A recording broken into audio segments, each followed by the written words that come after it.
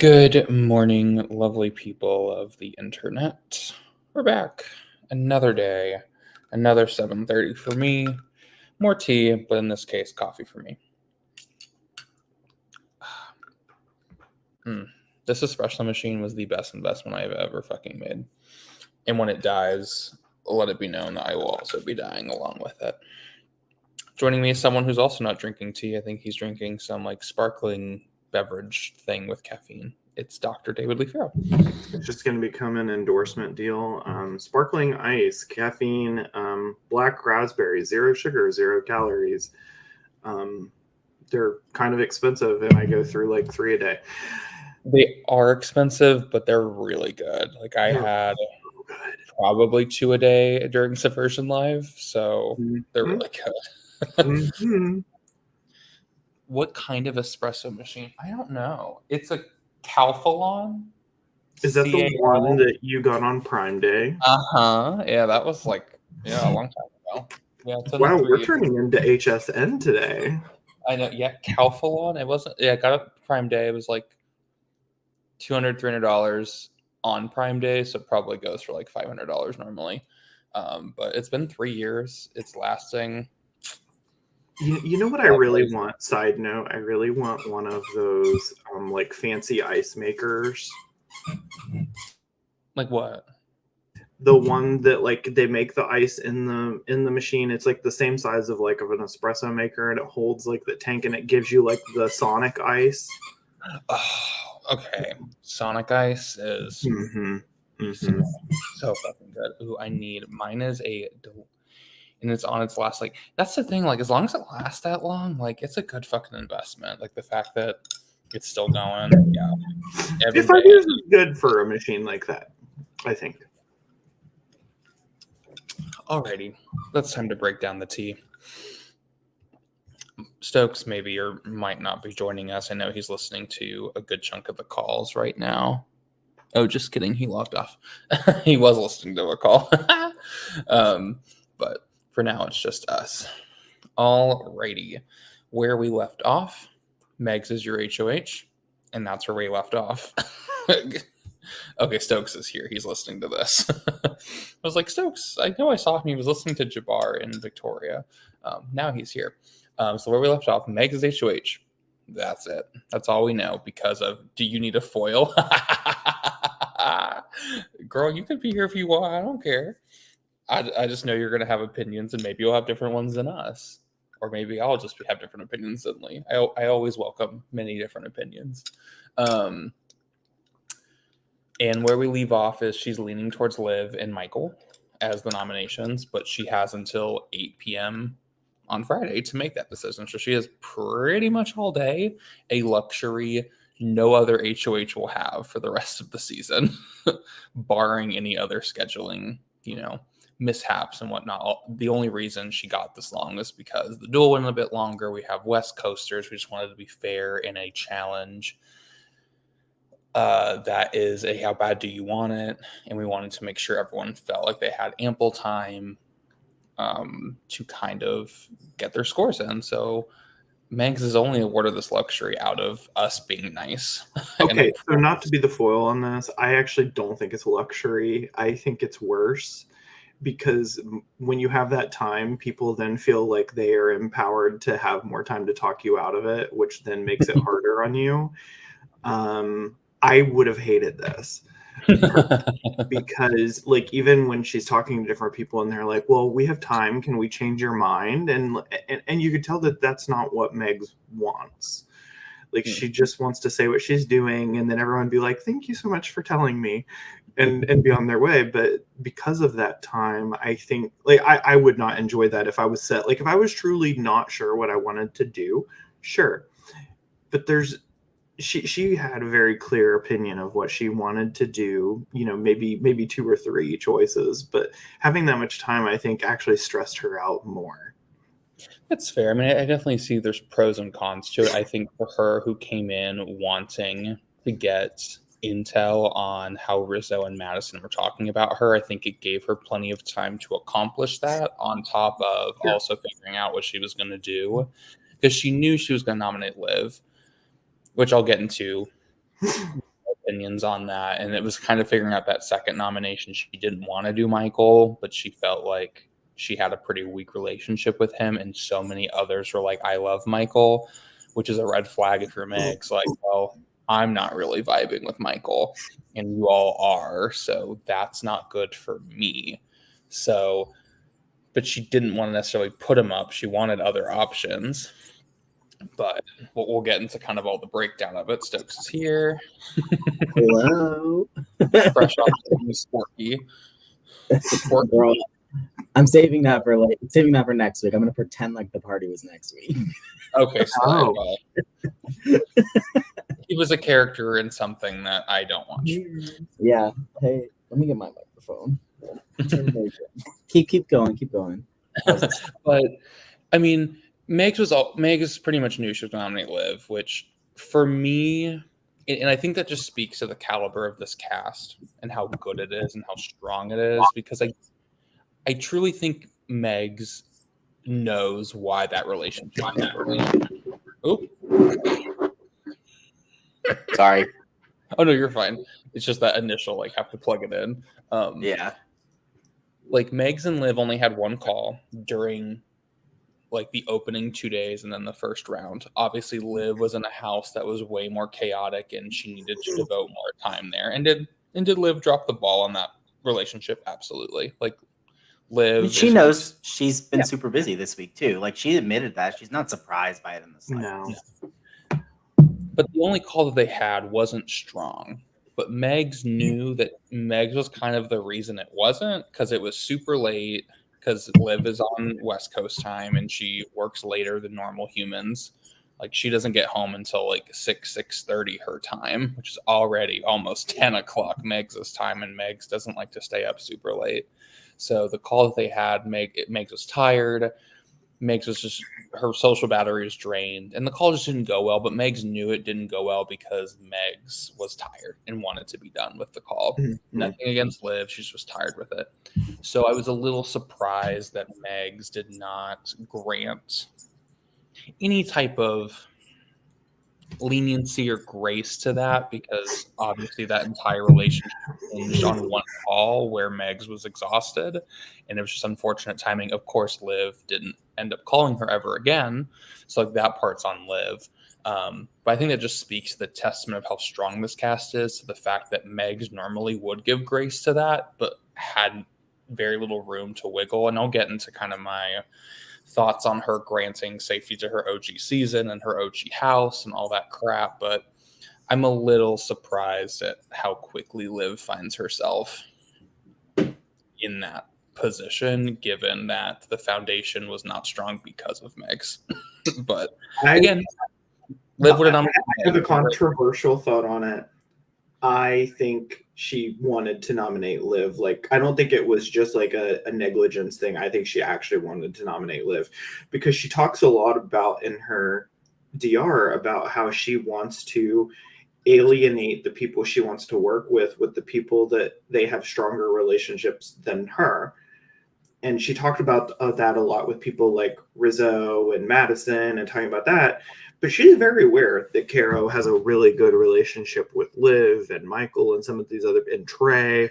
And so I can't help but wonder if she is wanting to kind of take some of Caro's other options down a peg. I think it's super possible. I mean, I think the other thing to consider and to talk about is that a lot of the non-HOH conversations that are occurring over the course of the last 2 days have been centered around, man, I really prioritize the relationships in my house, and now I feel super behind across the board with the other houses.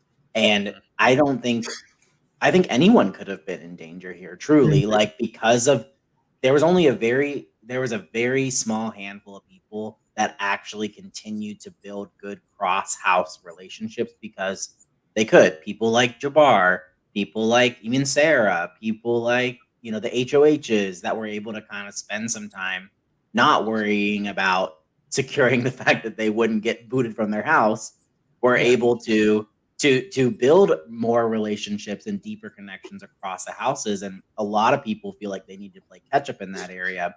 So Liv is just kind of. I mean, I agree with you, Lee. I do think that there's a chance that it was more calculated than what Meg's. Because Meg's, and this is the thing that's frustrating about hosting Meg's, is she's never gonna tell us anything. Like She did she's drop a told us. confession. I haven't okay, watched it. finally. She did tell us some things, but I think some things are even like things maybe she's not willing to like say yet, like willing to admit Maybe. yet. But like she's just so cryptic. She's like Jabbar a lot, where they're just very cryptic in the DR because either they don't trust they don't trust that they're gonna stick to what they say, they don't trust the VL potentially if we share. I don't know what it is, but they're just cryptic and they're always so hesitant to tell us. And but I mean it happens to Live here because she didn't prioritize other relationships. It could have happened to any single person on this cast. Sure. Had some random person won, and then they're like, that's like the one person I haven't spoken to since day 0. Like, you know, so yeah, I mean, and I think while we're saying it could have been calculated, it definitely wasn't like personal. It wasn't like, oh, this is something about Liv I don't like, or Liv as a player that I don't like. So that's what makes it really tough too, because I think Meg's on her call, like wrapping it up with Liv, she's like, I can already tell from this call I was going to love you, and this is what makes me hate this even more, because you know they actually had a fairly positive call, and I think Megs is probably also of the opinion like these relationships are only going to get harder to navigate, and it's only going to get more emotional, and you kind of have to distance yourself from those people a little bit. Yeah, I agree with you, Lee. It's just funny because I think Carl was side-eyeing a little bit. Oh, fairly positive is a word I would not use. Fairly positive. I mean, I think, well, let me say, I think Megs thought that the call was positive. Correct. Yeah, positive for her because her ain't ass on the block. Yeah. I think Megs was like, wow, you're taking this so well. Like, because Liv is saying all the right things. Like, I appreciate you telling me. Well, but like the power dynamic of these types of things is like, what is Liv supposed to do? You have to kiss ass. You have to be like, no, it's okay. I get it. I understand. And good on you can't her, go scorched earth because then Megs is gonna be like, fuck this bitch. I want her out of the game. But good on Liv, I think, for placating Megs in the call and like making her think like, oh, I'm fine. Oh yeah, of course. But I mean, Liv knows that this is a 14 voter scenario. Megs does have a say if it does end up 7-7. She has to be careful, and she kept all her words to her DR. Oh, she did. Liv is, for lack of a better term, pissed. Listen, it's like the Debbie from Survivor Game Changers, and I'm pissed. No, literally, like I was largely offline yesterday, which is why I didn't show up to this initially. But I was checking in, I was watching confessionals. I'm like, I snuck off to the bathroom in the middle of the party, and I watched her confessional, and I was like, we gotta pull this. I think like, this is a lot. I think that was the most I ever saw emotion from Liv. In season 16, she played so. I mean, she was like, obviously she would spiral, she would get anxious about things, but I don't feel like we saw much beyond that. I don't remember at least seeing much beyond that. No. The anger that she was exuding. I mean, I've been there, so I get it. I get it. And I think like this is a much more emotionally intelligent Liv, as we were just saying. Like she's much more in tune with how she's feeling, and I kind of love that she's like okay at like expressing to us how she's feeling. I really like seeing this side of her. I think it just makes people connect a little bit more with her as a player and root for her. Baby, if Liv survives the block, oh my God, the gates of hell are opening up on the BBH20 house, and I am not ready. That favorites at War Channel is gonna make us cry. Like we pulled her confession up because I think she said anything that was out like bad taste or anything. Like I've said far worse than the things that Liv said in that confessional, but because it came from Liv, was like, okay, she's emotionally upset. She's very angry. Let's just pull this just in case she looks back a day from now and goes, ooh, I don't love what I said in that video. So we're like, let's just pull it because like I've never seen Liv that angry before. Like, and it's not just that she was like shaking, like she. I mean, like, and not to like dox this woman, but like she was like you could see the phone camera like, like she was Like, so mad. yeah, I mean, it's not only that she's going up, it's the fact that she's going up with Yeah. Michael, someone who she's invested so much time with this game, trying to right her wrongs with him, and the feeling like now she has to go back into BBH16 mode of like, I have to sell him out. Like, I like, if I have to get rid of him. Like, he has to go if I want to stay. Obviously, she's still trying to save both of them. Yeah. But I love this. It is a shitty situation for her. But like, what a fun storyline. Not like, I mean, I obviously hate that they're on the block against each other, but what a fun storyline. And Michael talked about this in his confessional about how, and we were tracking it preseason. He like, if y'all cast Liv on this season, I don't know what I'm gonna do.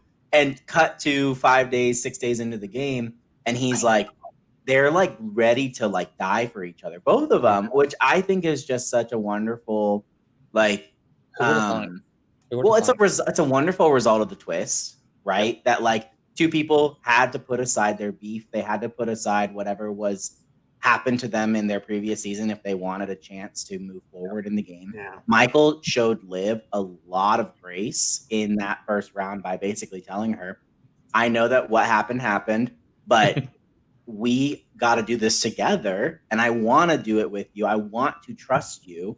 And Liv took that to heart, and then they get on a call. I wasn't on the call, but both of them come out of the call that they had last night being like, I'm frustrated that I'm on the block against this person that I want to go far in the game with. Yeah. And I just think it's a cool story. Like, I mean, it sucks if one of them goes out early here, but it's at least a fun full circle type storyline that we get from season 16 into here. It was really admirable too that like when Liv is spending the rest of her time trying to campaign and pitch to Megs, it's not even keep me safe. It's please don't put Michael next to me. Like, this is why this is our story. I don't want to be responsible for either him leaving or getting him to leave.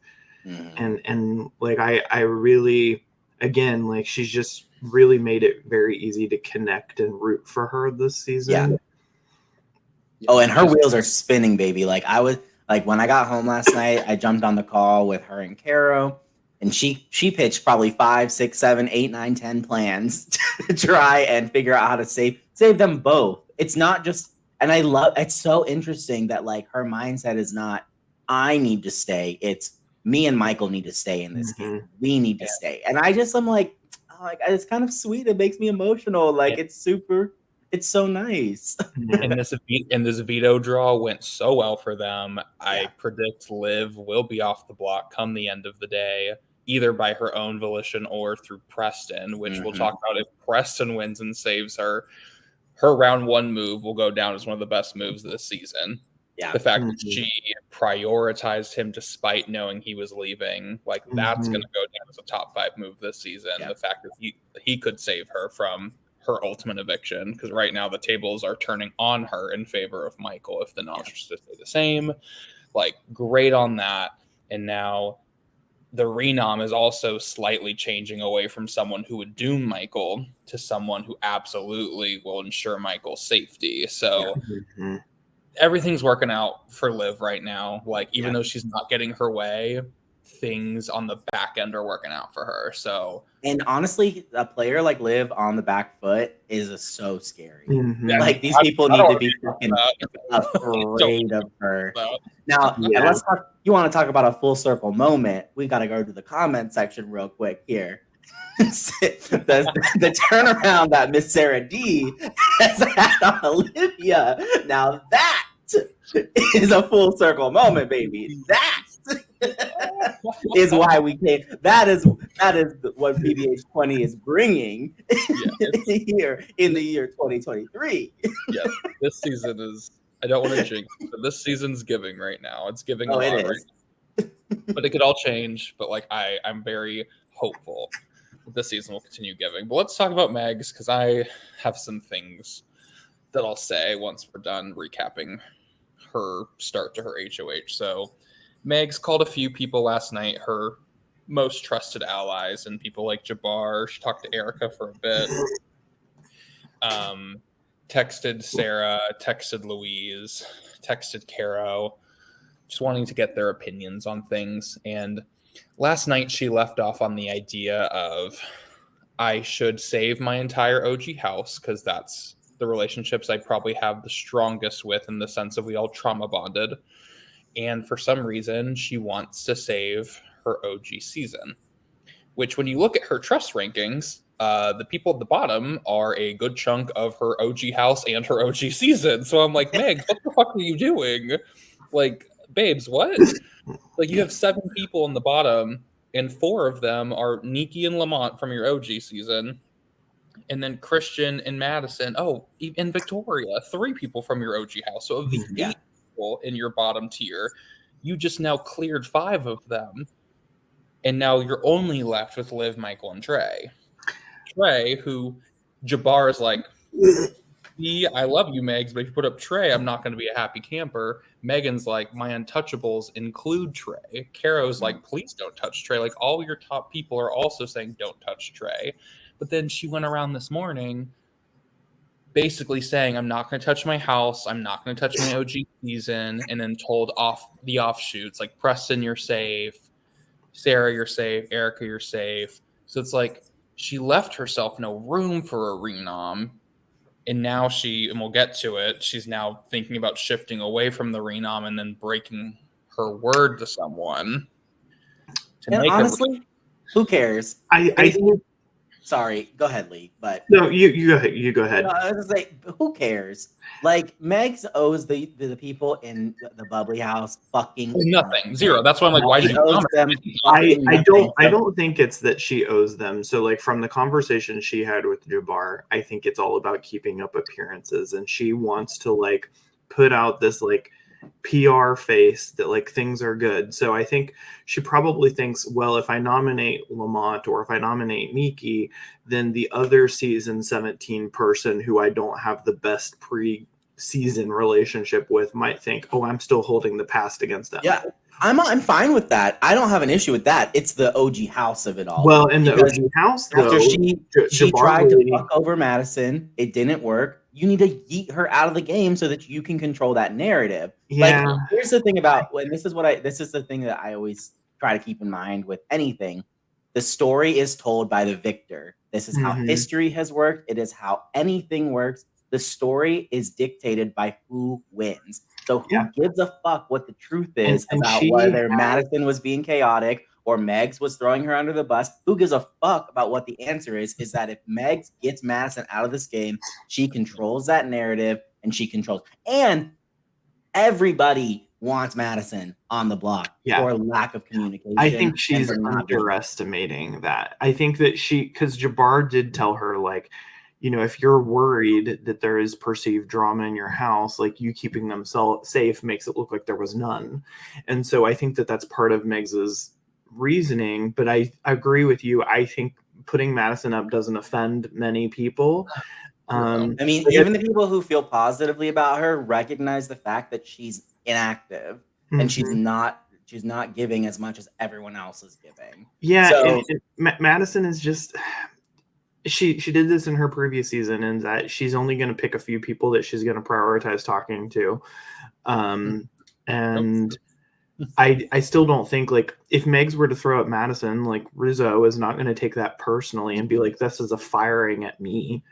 He'll be annoyed because I think he sees Madison as a good ally for him. Sure. But, like, at the end, it is whatever. Like, for Rizzo, who is, you know, the king of getting on calls and making people feel good about them and then going to his DR and being like, meh, like, you know, like, he's the king of that. So he'll survive. He'll figure it out. Like, Like him saying yesterday that Victoria is not an ideal ally type for him, I think is just such an oversight. And not to like completely change the subject, but like, I feel like it's a giant oversight because he should be able to sense how comfortable she feels on call with him. I think he means, like, this is not typically like the kind of person I seek out, is probably what he's saying. I think that, like, he's not going to dismiss how good she is to him.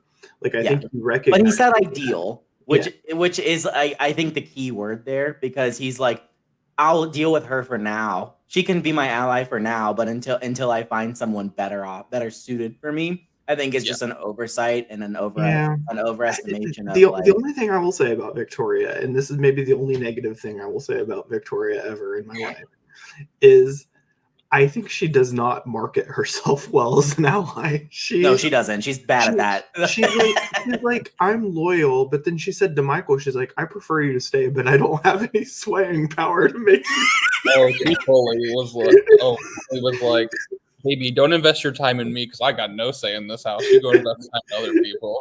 Like, and I think like that's so funny. Like it's so authentic from her. Like she's very authentic in that way, but she just doesn't she doesn't market herself. Also, like if you are Rizzo, who I think she is very genuinely interested in writing this out with, like you see that and you're like, well, maybe that isn't the ideal type, because like Rizzo needs someone else that's gonna ride for him like very vocally and very actively and be able to move and shake things. And I don't think Victoria does that. She was on call with Jabbar earlier today and this morning and said something very similar of like, I try in every challenge. I'm just not very good. It's like, ma'am. Mother. I love her so much. Please go watch her midnight coffees. They're so it's fun. so good. I tune in immediately when I wake up. We need the gif of her taking the sip but giggling mid sip. So fucking funny. I just love when she's so giddy with excitement. She can't even it's just so good. I love her so much. Mm-hmm. And so far, just to like track a consistent storyline that we've been watching with her, she's managing everything really well. Mm-hmm. She's not spiraling. She's not doing a lot of the things that started her downfall in season 19. So I'm really happy with how Victoria's playing right now, honestly. She's learned to keep her like excessive thoughts to her DR. Yeah. And that's where it needs to stay. Absolutely. It needs to stay. But I mean, there was nothing wrong with her and Gavin sharing all that they shared. The problem was that they just were a funnel for each other of like to just continue the spiral instead of like Caro and Trey, they get on call and they talk and they're spiraling, but then they like figure out a plan of action. They figure out, they figure out what to do with it. They like, okay, we're freaking out. Okay, now we got to figure out a plan versus just like a continuous spinning that Gavin and Victoria used to do. Mm-hmm. Lord of mess. Love those two, but mess for each other. But why I brought up the fact that Meg's overpromised to people is the fact that she why she's in hot water coming into this round was because of the whole bubbly house crap where people are trying to figure out, did Megs go back on her word about saving Rizzo? Like, what's the truth here? And now if she goes back on her word again as HOH, I'm like, she's setting an interesting precedent for herself in this game, as now 2 rounds in a row she's being perceived as someone who said something and then went back on it. I don't think she owes Madison or Lamont jack fucking shit. I don't care. No, absolutely not. I just wish she wouldn't have told them, I'm not going to target my OG house, or I'm not going to target my OG season, when they made up a majority of the people she didn't trust. So I'm like, babes, what are you doing? What are you doing? Because she played the rest of her HOH so well. She did. I think if it comes down to Madison Lamont, I've talked about this in the Pro Job, but I think Lamont is the smarter choice for her to go up because he's already been involved in drama. And so, like, if he says something against her and is like, well, Meg's promised this, like, people are probably going to be less likely to believe him because he's already being seen as a less credible source. She actively feels so bad about him and Erica. So I need Erica to like speak up if the noms chant. Like if the veto is used on Liv, I need Erica to like speak up because Erica, you feel actively bad about Lamont. Like, why are you not telling the person who is prioritizing you very high, who you should know also doesn't really like Lamont? It just doesn't make a lot of sense. I think Rick's trying to fade. I think Rick just wants to not be talked about right now. I think she just wants to stay out of everything. Yeah, I think a Lamont renom results in a swift, like 13 to 2, 12 to 2-something vote, and unfortunately Lamont is out of that house. He's out so fast. Because I don't see Black Coffee fighting for him. No. Well, because Jabbar's already seeing that Lamont's not playing the game he wants to play. Yeah. No, Black Coffee will eat his ass, especially up against Michael. I think Madison's the better move for Megs. I think I do too. Because the reason she didn't want to nominate Lamont was because she's trying to build something with Nikki. That was more important to Megs. That she's trying to build something there with Nikki and knows Nikki will be loyal to her if they can get something going. And I think if she nominates Lamont, she's fearful that goes down the drain because Nikki and Lamont are very close. So I think Madison's the better option because Megs knows that Madison knows that Megs called her crazy.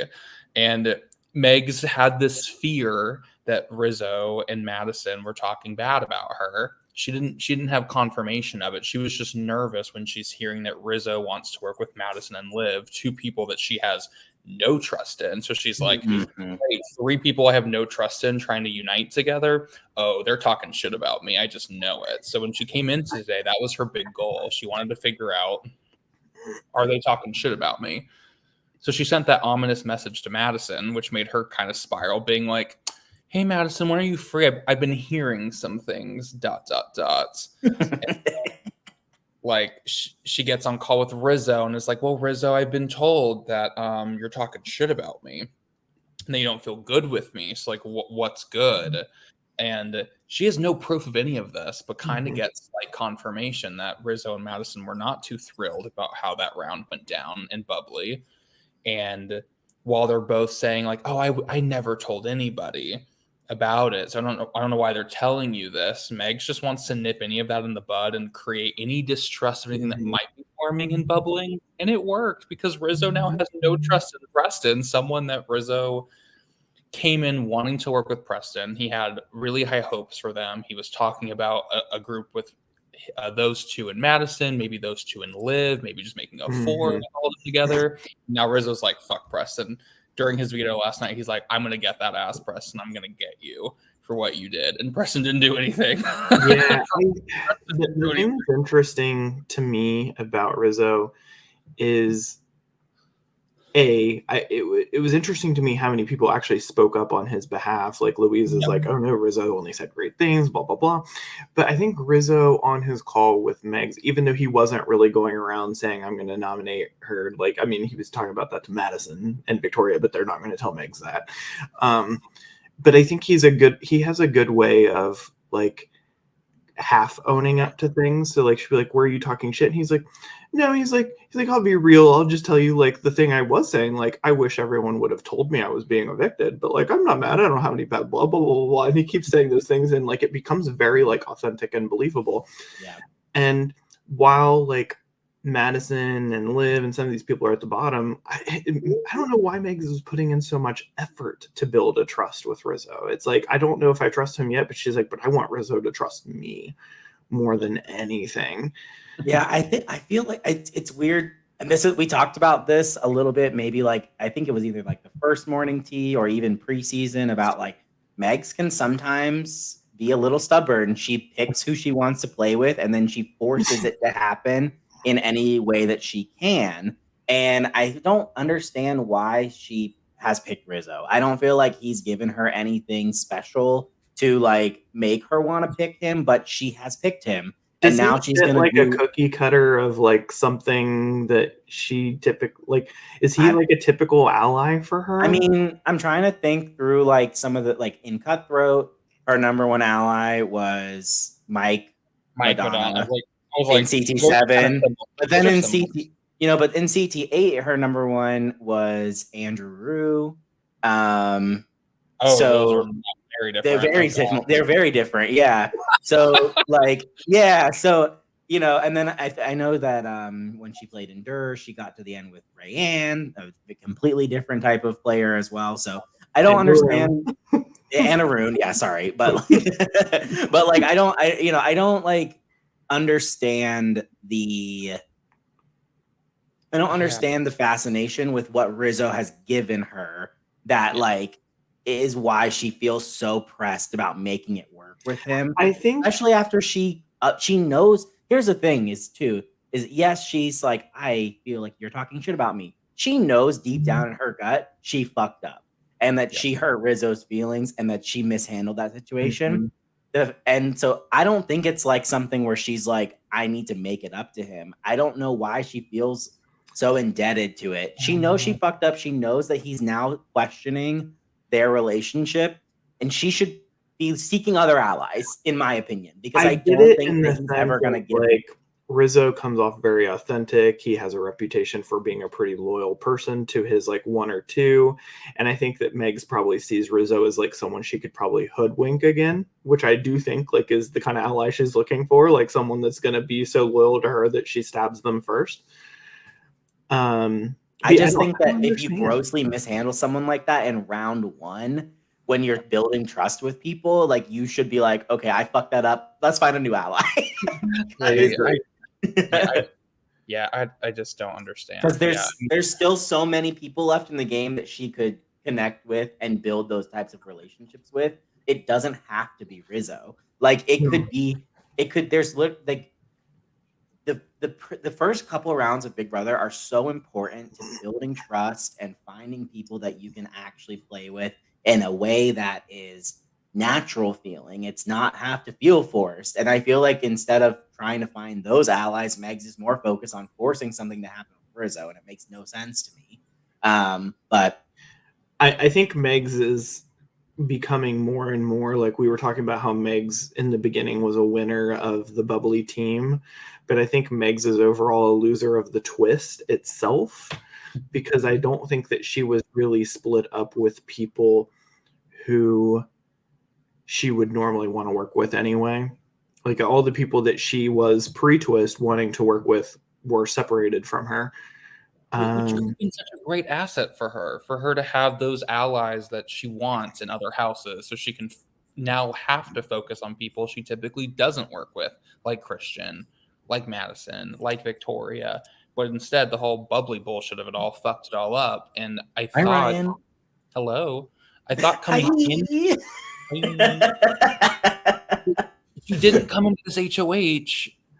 Like she clocked onto two people who weren't very high on her, and Michael and Liv, and nominated both of them. So like great read there. But the fact that she put herself in this position where she has to go back on her word against people she doesn't care about, but it's like, I don't know why she didn't just up front be like, you know what, Victoria, Madison, Lamont, I'm not going to give you any niceties. You might be the renom. I'm not going to, but for now you're safe. That's all I'm going to tell you. But like she played all this well, but tried so hard to manufacture this 17 has to stick together for now and bubbly has to stick together for now, when it just like you have distrust there, so just fuck it, focus elsewhere. Like you're trying to build a house on shaky foundation, and it's just a waste of time. It makes sense though, with like Megs really has built herself like the archetype of being kind of the mob boss, and I think when you do that, you kind of want to build propaganda. So it's like 17 is strong, bubbly is strong. Like you build those kind of messaging. So that way, when it comes back, those same people don't do it to you. And I think that she has successfully mob bossed a lot in games. I'm just not sure that this cast can be mob bossed. That mob bossing only works with people in those mobs, though. It's like, what happens if somebody from Broad wins or season 15 wins? I agree. Then is the not person is the first person you should put up as somebody from Bubbly or season 17. Yeah. So yeah, I've loved everything Megs did with her HOH, except for how she prioritized the people, how she prioritized certain people she didn't trust, and kind of put herself in a position where she now has to go back on her word in a game where she's already being seen as someone who goes back on her word. That's my only issue. But like she played Rizzo like a fucking fiddle. Like Rizzo only told 3 people he would nominate Megs, and he fully is convinced that Preston is the one that leaked it. When no one leaked it, she just had a good feeling that based off of who Rizzo was working with, that he probably suggested things to a group of people who don't like Megs in the game that they should target Megs. So good on her to kind of break that apart. And we're even seeing it now where Rizzo was very high on Liv coming in to this round, but his relationship with Liv is slightly tethered with Preston, and now because he doesn't feel good about Preston, he now is leaning towards saving Michael over Liv. When realistically, he probably would have saved Liv because they have a pregame connection, and she's more of an ally that's typical for him long term than Michael. But because of all of this, I do think Michael is a better ally for Rizzo, though. I mean, and what he stated in his project was that he can, excuse me, he can see that Michael is going to be loyal to whoever he's loyal to, and it's a right read based on Michael's reaction to Rizzo. Absolutely, and I think if Rizzo can build in, get that loyalty from Michael I think this is actually a key position for like someone like Rizzo to pick up Michael as an ally. You go in, prove to him, I want you here, number one, and fight for him to stay. And that's, I think, the thing that Michael's going to need. Like right now, and I don't mean to like completely jump ahead to the potential vote between Liv and Michael, but I'm going to because YOLO. Like I've been being nosy and I've been asking people kind of what their preference is if noms were to stay the same. And, I would say it's overwhelming, like save Michael. But the issue is early on in Big Brother is people are so afraid to say what they actually want. We talked about this in season 18 when we almost saw Marcus get flipped. People were not willing to say, I want Marcus to not be the first boot. I'd actually rather, whoever it was against him to be Daniel. Yeah, I'd rather Daniel go first. But they're so afraid to actually take a stance and put their foot down and say, this is what I want to happen with the vote. And Michael I think people are going to assume that people want to save Liv just because she has pre-existing connections. She's an orger by trade, whatever it is. And I think they're just going to assume that, and they're not going to be willing to say, well, I actually think I'd prefer Michael to stay because they're afraid that Liv will stay and it'll get back to them.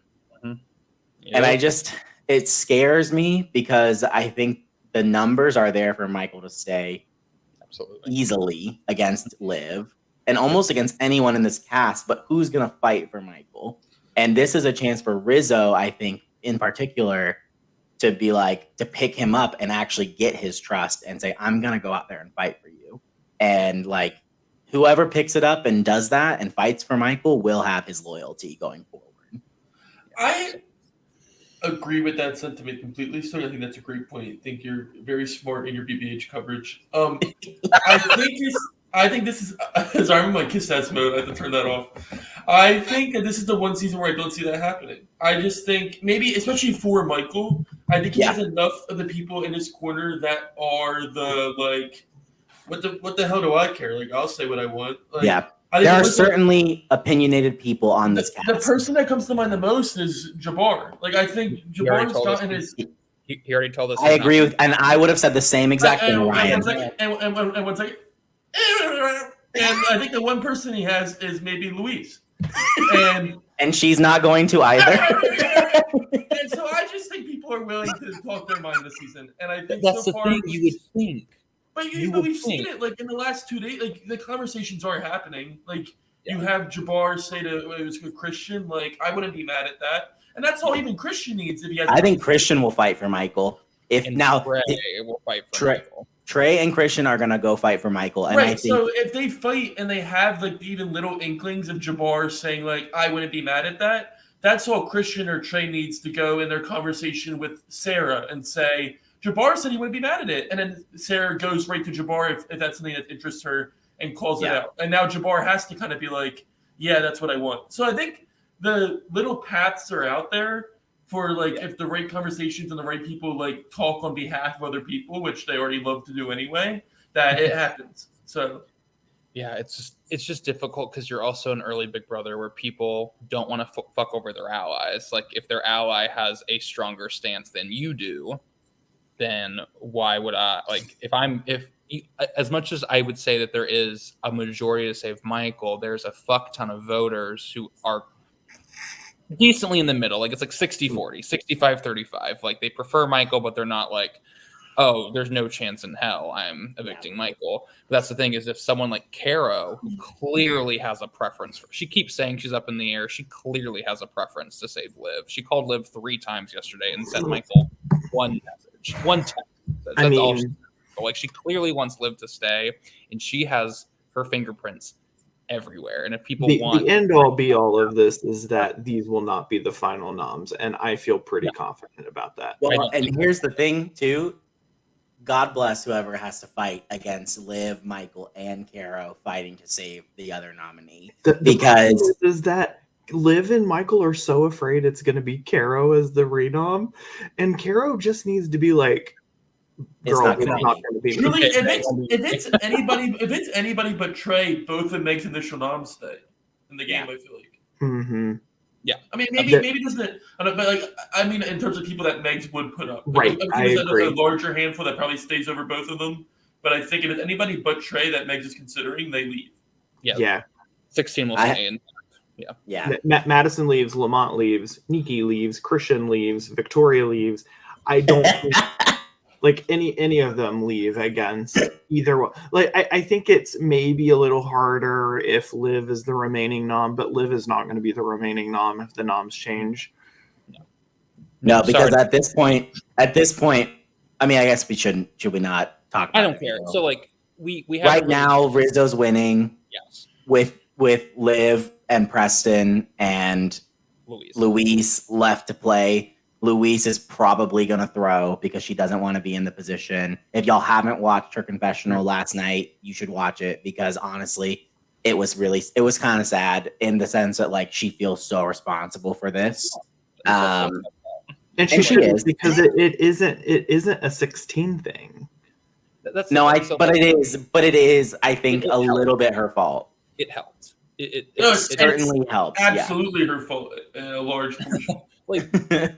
like Meg's already was like Liv was pretty much dead in the water pretty early on, and she didn't want to do Michael because she can sense that people like Michael, and she can sense there's something there with others with Michael, and she knows that putting up Michael is not something that's why she's apprehensive about Trey, because she can see other people likes Trey. Yeah, she doesn't want to do it, but then when Meg starts calling people in the morning, Louise, one of her first calls, Louise on a call, I think on day 5, Michael let slip that he was on a call with Caro and Liv together, which only can imply that you have a group chat together, which Michael fully, when Caro approached him and Liv approached him being like, you can't leak shit like that. He's like, I don't think I did.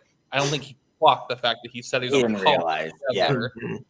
That can only happen in a group chat. To him, he didn't go to Louise and say, "Oh yeah, me, Caro, and Olivia have a chat." He doesn't realize what he implied, but Louise knows that they had a chat together. Caro and Liv have both been like, "Hey, it's not a 16 thing, or we were against you and leaving you out. It was just we formed it in the house together to figure out noms." And I honestly am so sad that Louise felt the need to share that, considering that she has Michael as number 1 in her trust I don't know why ranking. she shared it. I don't either. Like, and I get like her confessional, not to like point to that again, but like she was like, I was trying to distance myself from any potential like season group, and I get that. I understand that. That's game, recognizing a good decision potentially.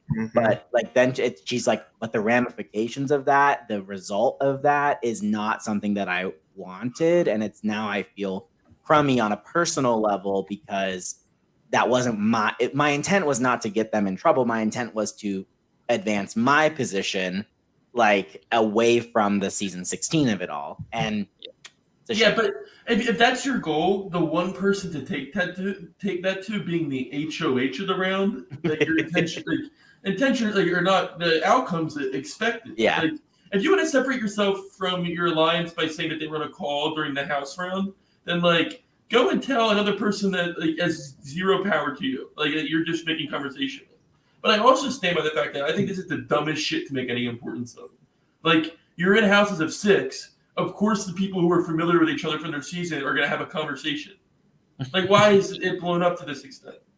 Yeah, given what happened in Braun, I'm shocked. Yeah, like that it matters so much because Braun left with like 7 alliances at the end of we had like 7 alliances formed within Braun, within that group of 6. Like, it's a bit strange to care so much about it, especially when they have plausible deniability to be like, we were in a group of 6. We had to figure our shit out. So we just said, fuck it. Let's stop 3-way. Like, let's stop middlemanning this bullshit. Let's just all get together and hop on call and decide this, which we saw on multiple occasions. We saw multiple alliances do that in the Braun house to do the same thing.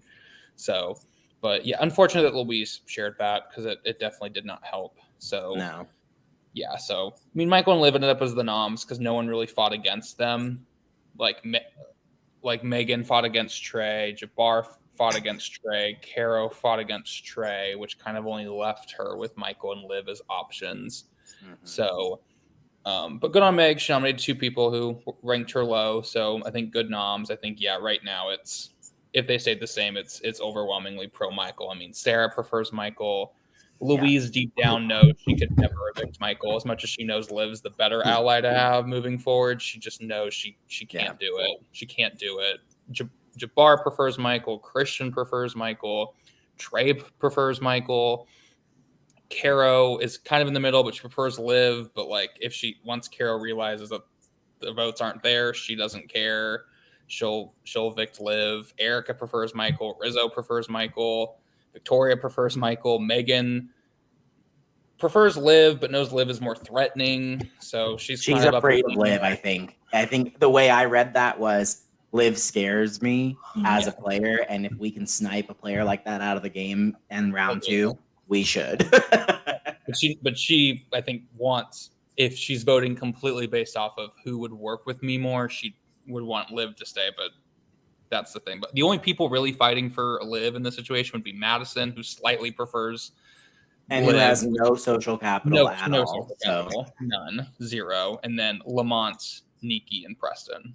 So, and even Nikki and Jabbar were on call this morning talking about it, and Nikki was like, honestly, I really don't have a preference. I really don't care all that much. Like, maybe she's telling us differently in her DR, but I don't think Nikki's gonna stick her neck out to save Liv. And let's take a step back here. If Liv's only people in her corner are Lamont, Nikki, Preston, and Madison, babes, you're in danger. Like, those are the 4 people. Like, those 4 people have nothing in this game. So yeah, but I do think, like, based on, like, we got sidetracked talking about Louise, but like with Louise, Preston, and Liv, the only people left to compete, I don't think Louise wants to win. But I think if she did win, she would probably remove a nom to make her life a little bit easier concerning the vote.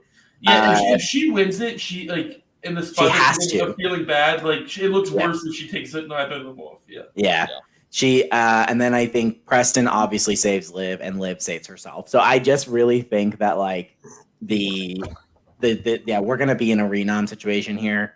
And I think the person is in a lot of danger, whoever is potentially getting backdoored here.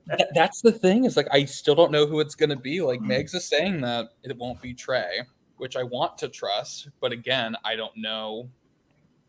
God, how much. Could you imagine?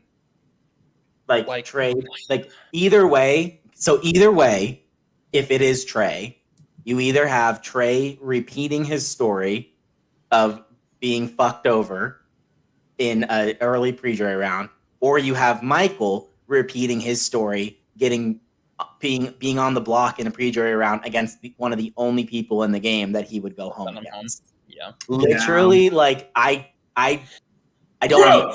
I don't need it. Like, we're not manifesting that either way.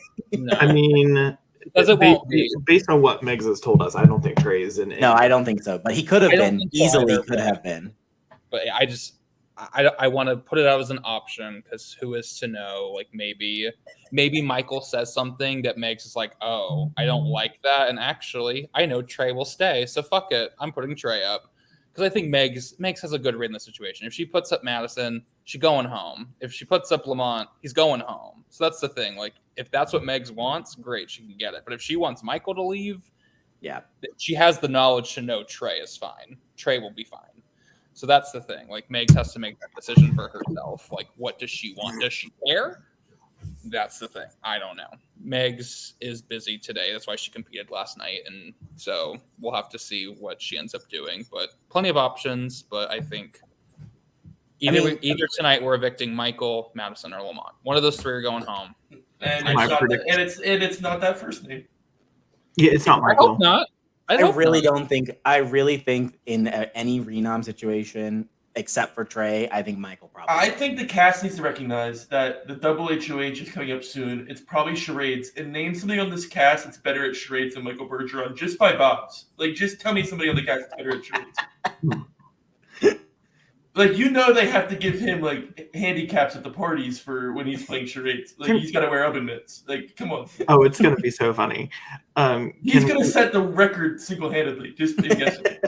Do we have to wait till tomorrow to talk about the twist, or can we talk about the twist? Well, we can allude to it at the very end. I think we should wait.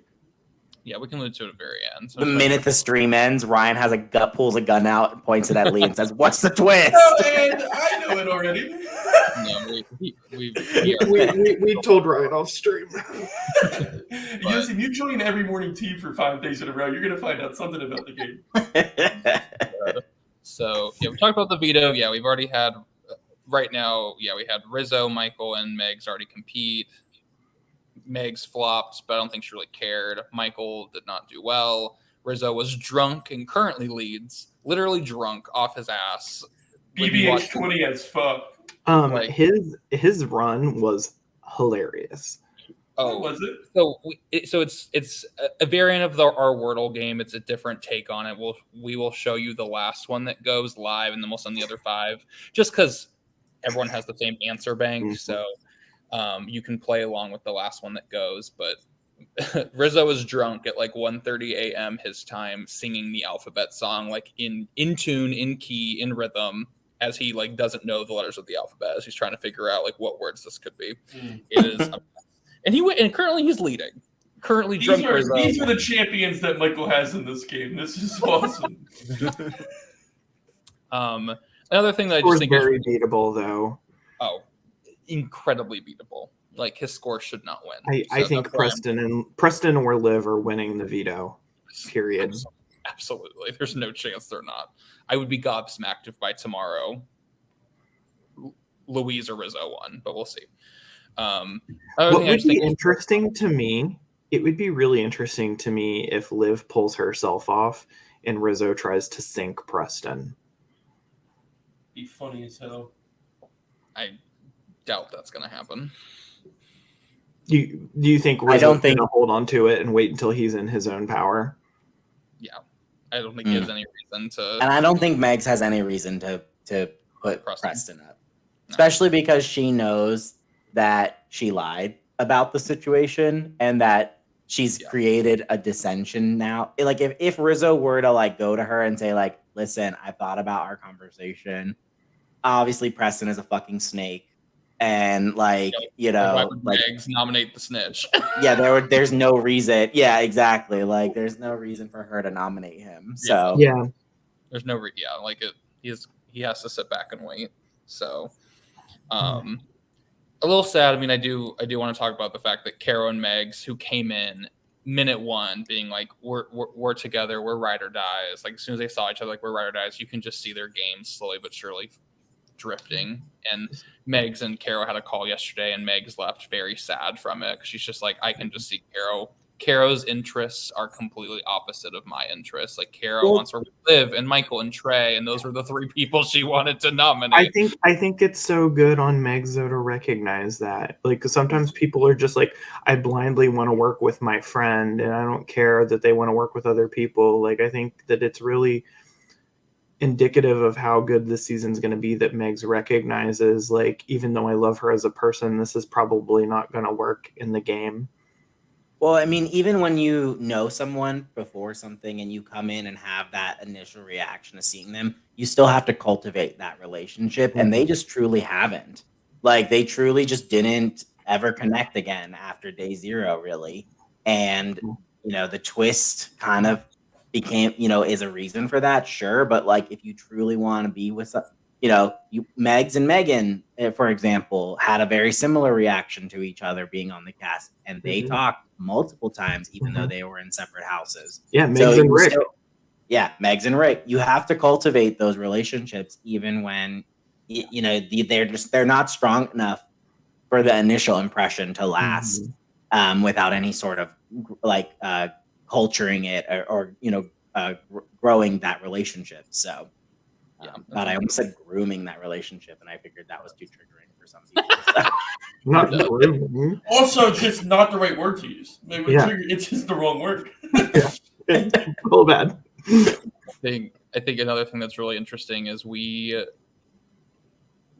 in the server assigned them emojis to just remind everyone like, the teams that they were on. So like the Brawn have like a muscle emoji, the Bubbly had bubbles, and the Brain had brain. Some people wanted to keep them because they really liked the emojis, so we left them. And the big talk of the town is, oh, maybe you can't nominate people from your OG house, because now people are like, why didn't Megs nominate people from Bubbly after and they think that she's lying. They think that she's like keeping that to herself, like that's a twist that she's not revealing to people. Yeah, so they are spiraling. So funny, and I think it is starting to affect people and how they want to play for HOH, because if people have the perception of, oh, if I win, I still can't nominate people from my own house, then why the fuck do I want to win? Yeah. Fuck that. So like, I think it's influencing people more than we ever thought it. We just kept them because some people wanted to keep the emojis. That's the only reason we left it. But, and now we're leaving it to fuck with them. So when you guys watch when you watch this back postseason, we are absolutely leaving them to fuck with you. And sorry, but not sorry. Carol and Preston are like convinced that if a nom comes off the block, the replacement can only be someone from their team. I heard today from Nikki and Jabbar that whatever team has the lowest number of people at the first live night might get safety as a team. Like, they are fully in. I'm living for it.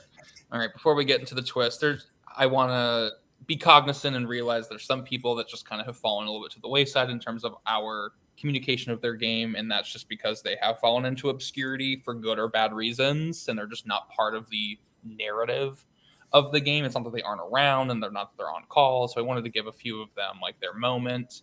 I think Nikki is someone who has shockingly fallen into like good obscurity. Like she came in, people like were side-eyeing her. Lamont side-eyed her. Megan and Megs were like, ooh, she did me dirty in 17. And now she was on the block round one, who I thought was going to get evicted, somehow turned it around. She stayed. And now Megs, who was initially going to nominate her as well, talked herself out of that situation as well. And Nikki has just fallen back into like, why is Liv after her? I just don't think they had a great call. And Nikki, I think Nikki is a for sure vote for Liv to stay, which is funny enough because I think Nikki feels really good about her, but also like people I think are overestimating how much Nikki is like social. For example, like her call with Caro, and she's like, Caro, this is the longest call I've had with anyone, and Caro is shocked. Yeah. Nikki definitely has like short term, like I'm concerned for her because she's not cultivating anything long term for her, but like I'm just impressed given her day zero negative reaction from so many cast members, was on the block round one, was likely going to be a round two nom, and she sit back. So I'm like, just really I'm here for when they sleep on Nikki and she gets into a position of power and she fucks them up. Oh, I can't wait. Exactly what happened in 17. They all slept on her and said, oh, we don't need Nikki's vote. Then 2 rounds in a row, she was the swing vote. And they're like, okay, well, we're tired of her being the swing vote. We'll just get rid of her at live night. And then she won live night HOH and then won a fuck ton to get her to the end. It's like, ooh, I cannot wait for Nikki to come alive. I cannot wait. And she knows that this is a fault in her game. That like the early game, she's not the best at because she I think I was trying to think because she mentioned that, but she didn't really have a reason for why she's not great at the early game. And I think I was thinking about it, and I think she just struggles finding the pace of the cast is I think where some of Nikki's early game struggles are. Because I think if she knew that people were calling as much as they're calling, I think she'd pick it up. But I just think she's not really. She was on call with Jabbar today saying like, it doesn't seem like it's a super active cast, and I was like, babe, like that's because you're on the lesser active side. Like, be on the active side of you know. Yeah. So I think Nikki just hits her social threshold earlier too. Like, I think the idea of having the calls 15, 16, 17 other people can feel really overwhelming. And I think that Nikki is one of those people that she's going to call like 3 people and get exhausted. And she also like can't start calling people until like 1 o'clock personal time. So she's already been up for 5-6 hours. And then has to start this, the social of it all. Like she's already more exhausted than everyone else is, just because she's already been up for XYZ number of hours before she can finally start talking to people. So, but I'm just impressed that she's faded into the background as much as she has. I need her to do a little bit more. Speaking of people who I need to do a little bit more, I think this round she's been busy. She's been with family. She's communicated that. I'm not sure it's been widely circulated. Yeah, like it was Sarah. Yeah. I think Sarah had such a strong opening couple of days. She's got people who will ride with her. And then she had people in the middle who were like, I like Sarah. Those have kind of dipped a bit just because she's been less around. And then there are people that she just never cultivated anything with. So I'm a little concerned for her moving forward. I know when she's more around and family isn't around, she'll be back and good. But I am a little concerned that people, for whatever reason, didn't catch the memo that she's busy. Can I ask, Stokes, as a BBH old person that played the old seasons, is this a matter of the generation she comes from in terms of like where the older seasons, like you locked down your relationships early and then could step back a little bit, it didn't matter? Because Like, Ashton did that. yeah, like is this a disconnect in terms of like she doesn't recognize that modern day workers will literally like check up to eat breakfast together and then have lunch in the same day and then have dinner in the same day? Like, yeah, I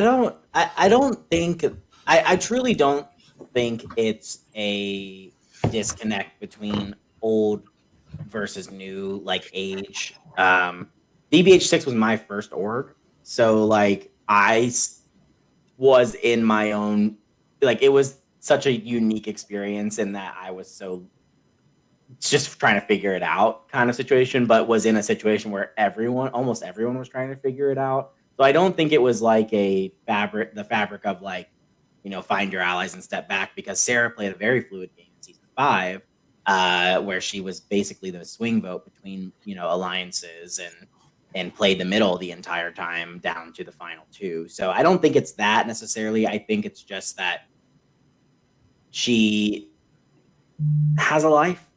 yeah, Like, I just didn't know if it's like important for her to go to, if she knows it's important to go to everybody and be like, hey, I'm away this weekend, have a wedding. I felt like she said that though. Yeah, I did too. So maybe not. I think people are just having a selective memory. I also can't fault her in the sense of like Meg's won, and so she just probably feels incredibly comfortable. Yeah. Oh, I mean, seconds into, well, I guess not seconds, because Megs was gone for the first 30 minutes of her HOH reign. But as soon as Megs posted, hey, I'll talk to everyone in a few minutes, the first message Sarah got was, hey, y'all are safe, to the triple threat femmes. So she knows she's chilling. If I'm Sarah, I'm like, great, I can take the weekend off. Yeah, great timing for family, Sarah. And she's been around by messaging, not like she's not doing anything. She's just not gotten on call with people. And Nikki and Jabbar were saying this morning, like, they don't fault her for like not having been around. They're more concerned that she's gonna feel like they're not good with her, not them being, it's not like we feel bad about Sarah now. It's they want to make sure she doesn't feel any sort of way about them, and they want to reconnect with her. The power that she has in that case, that she's the one taking away from the game, and other people are like, oh, I feel bad that I can't talk to Sarah. I think it doesn't help that this is such a pivotal, like, they obviously don't know what we know in terms of the veto results and what likely is going to happen, but like this nomination set shook a lot of the house. Like people who even called Megs didn't let the cat out of the bag to many people. Like a lot of people were predicting what they thought she was going to do, and then when they didn't see Madison up on the block, they were like, oh, that's interesting. I wouldn't have predicted that. So I think it shook the house, and people wanted to talk about this nom set and the fact that she just has been busy. I think people like this is a very pivotal game scenario, and when she's not involved, I think that also just hurts her stock a bit, because that like moments like these build those bonds. I think, yeah, I agree, and I think that it's a good thing that like Megs was the one in power, but I think like if the wrong person had been in power, She could have been in trouble. Like Sarah could have been in danger, Madison, Victoria, but I think that's the way like 15 would have gone. And while I know people are kind of upset about these noms, like this nom set is good for the game. Yep. I think in the sense that it's really showing early on that no one is safe. We're not going to just play this, like put up the safe and easy noms that no one cares about. And I'm happy with like not the noms themselves, but the message I think that this kind of sends to the game itself. Well, and like, thank goodness that, like, I think and another key difference from 15 is that, like, Megs won. Megs is always going to do what she wants. And she doesn't ascribe to groupthink, which I think was an issue in season 15, where there was like this group mentality of like, we need to get ourselves as the bigger players or as the bigger threats or whatever to the jury. And Megs is, she doesn't give a shit about that kind of stuff. She's going to do what's best for her. Subscribe. She's like, I want to work with the bigger players that have also shown they want to work with me. But if you're a big player and you haven't put the time in me, I'm targeting you first. Yep. So I think like it's good that, and I think that like the best thing for this season, and the issue with 15, as is widely reported, was that just like the same group of people kept winning power and were able to just pick off the people that were on the outside. So the best way to continue moving forward in this season would be somebody in a different power structure wins the next HOH, right? That's just going to continually build this like back and forth potential for things. The best thing about this is I don't think that there is a power structure yet. No, and I'm just saying more generalized, right? That like a different person with a different set of ideas will win the next HOH most likely. I agree with that. But I think that's the thing that I like is, you're not really seeing any sort of sides yet. Like you're seeing like webs, but you're not even seeing like really pockets or groups of people that are firm in one direction or another. Yeah. So I think it's all largely due to and thanks to the twist that started the game. Like we've had 9 different people touch the block at this point. We had 6 initial noms, a new renom, and then these 2 noms for Megs are different as well. Like that's what makes it so exciting is that we've had half the cast touch the block already. And if we can continue new people touching the block, that keeps it fresh and fun. The last 2 people we haven't talked about, and like we talked about both of them already today. Like Victoria's one, we just haven't talked a ton about her throughout the opening journey. I think she had her moments. I think she's doing well keeping to herself in terms of her thoughts. And I think my issue with her is I think she's prioritizing the wrong people. But again, I don't think anyone's prioritizing her. I think she's got to find a better way of selling herself. We've talked about how she's not great at selling herself, but she has a good relationship with Rizzo, but Rizzo's not really caring about that. Her and Madison have a good relationship, but Madison, I think, prefers people like Rizzo and Preston. Like she's got good Louise. She's got a great relationship with Louise, but I think Louise prefers other people. It's like she's got good inroads. It's just how does she find herself as someone's number one? She doesn't have a Gavin yet. She doesn't have someone who's going to be with her. So she's getting there. I just don't know when that transition or when she's going to try and make those moves. I think she's really concerned right now about just trying to make it further. Bestie needs an HOH. Yeah, I think she needs an HOH so she can kind of like get more confidence. Like if she can have an HOH that goes well and like doesn't piss people off, but also gains her some allies, then she's also just going to get more confidence that like, okay, I could do that right. Yeah, I think that's something people have backwards in Big Brother strategy in terms of like if your game is slow at the beginning, your plan should not be sit back and just cross your fingers. You should win power. Yeah. And then lock down any sort of loyalty by these wackos that will immediately win 5 alliances with you by winning them. and then just milk those for the next 5 rounds, no matter how much you care about them. Yeah. So we'll see, but I'm not like low on her game. I'm just not high on it. It's just like fine. I think she's doing pretty well socially, to be honest. Like I do think like the social connections that she's making are going to pay dividends for her. In the event that she's finds herself in danger. Now, not against Michael today. No. Not against Michael. I don't think it would happen. But maybe in the next round or the round after that, if Victoria finds herself on the block, I do think she has some people that would be willing to go to bat. I also do. I think Victoria shoots for fine in every game. I think this is the spot she likes to be. Yeah. Mm-hmm.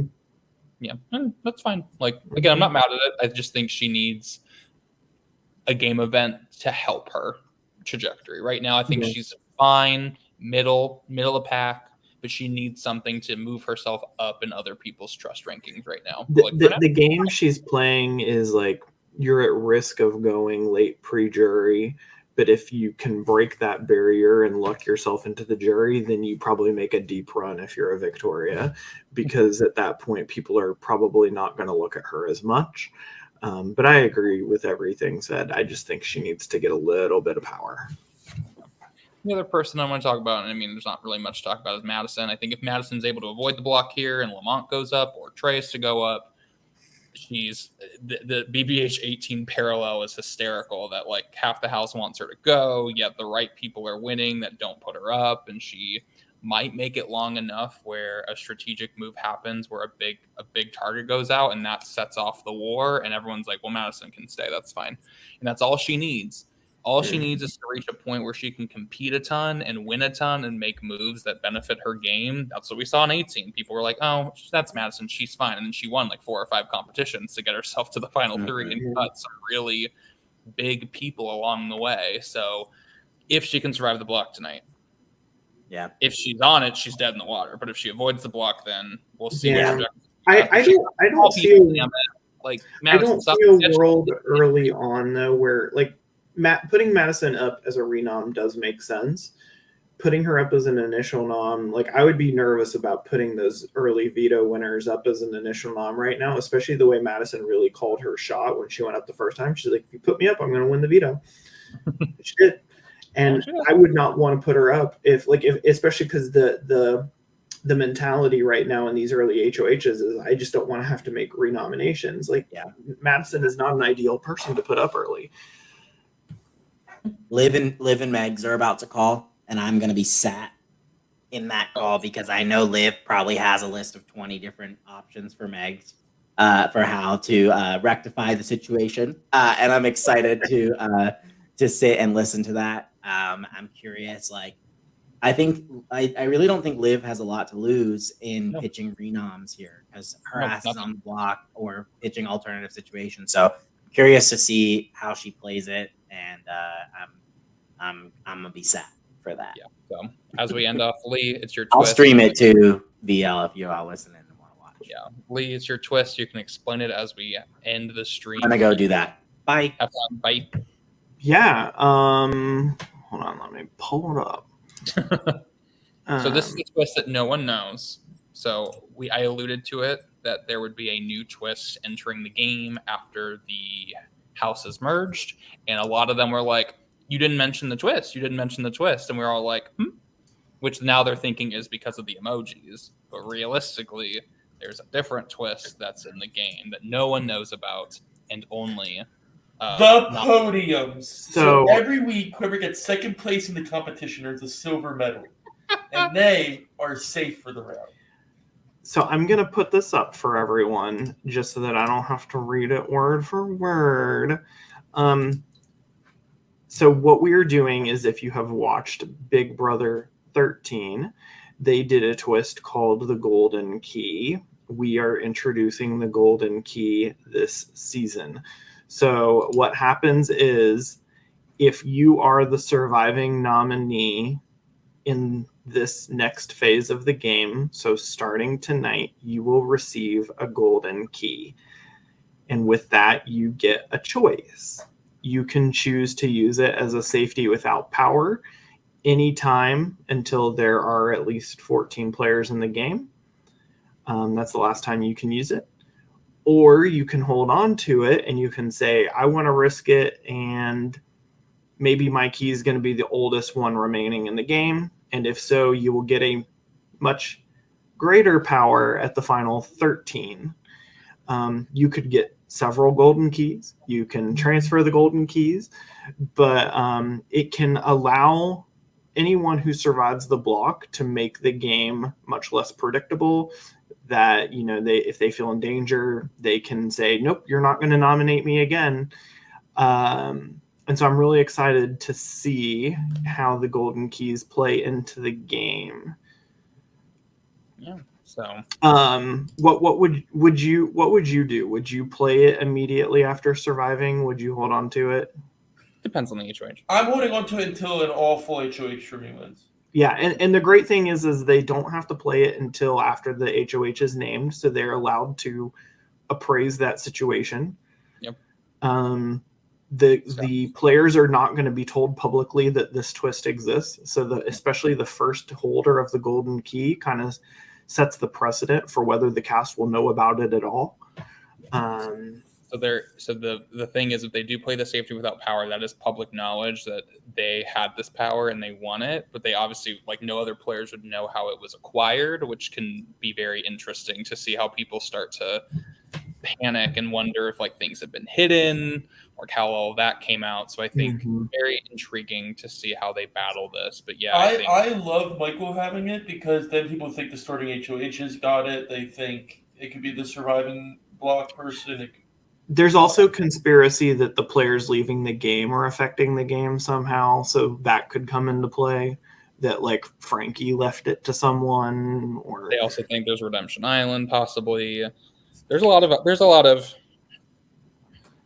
speculation as to what's happening. So I think this twist has a lot of interesting dynamics. But with that, we're going to peace on out. I'm going to go host Preston and some others in the veto. I will let you know when the last person to go in the veto will be. It'll either be Liv or Louise. Louise just hasn't scheduled yet, but you'll get to watch the last one go live, and then you'll see the rest of the 5 runs. And then we'll do the veto ceremony and renoms and an eviction all today. So stick with us, but go watch the Liv and Meg's call. I imagine that will be plenty of fun. But for me, for Stokes, who's gone, for Lee, and for the winner of BBH20, Ryan Taylor, CEO, president, founder of the Michael Bergeron Stand Club. Yep. We're peacing on out, and we'll catch y'all later. Bye, everyone.